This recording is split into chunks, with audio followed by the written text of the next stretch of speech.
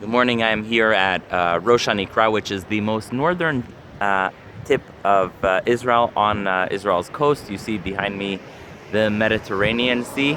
It's also famous for the cliffs here are really beautiful. And I'm reminded that in Parshat Chukat, we read about the story of the Jews wanting to come into the land of Israel. And when they want to come into the land of Israel, they're trying to take a shortcut through the land of Edom. Now, Edom is a grandson of Esav, so we're sort of related. And so Moshe sends a message to the king of Edom, and he says, "Ko amar achicha Israel." This is what your brother Israel said. And he goes on to say, "Listen, we were related through Esav, and we've been through a lot. We've been through slavery in Egypt, and now we're coming back to the land of Israel. Will you let us go?" And the king of Edom says, "No way, I will not let you pass through my country." And in fact, he goes towards them with his army, sort of in an aggressive way, ready to attack them.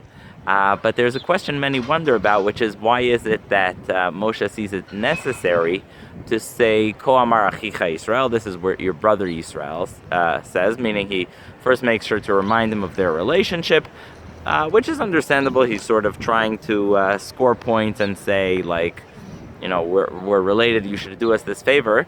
But then he has to go and say, "Oh, well, we've been through a lot in Egypt, we've been through slavery."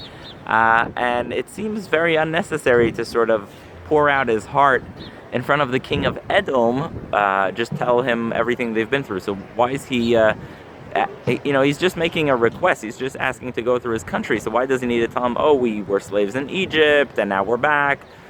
Why the whole story?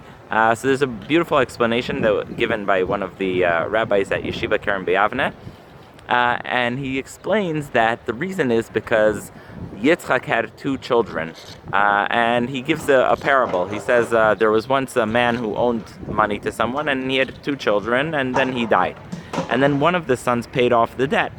And then he wanted to ask his brother for a favor. He says, "Listen, I paid off our father's debt. You should sort of give me a break here and do me a favor." So what Moshe is saying to the king of Edom is, we were slaves in Egypt because that was the decree on the children of Avraham, and so we took the toll, and we were the ones who served as slaves in Egypt, and that's why we are going to be the ones to inherit the land of Israel, because it was promised that the child who's going to go and be a slave in Egypt, those are the ones who are going to inherit the land of Israel.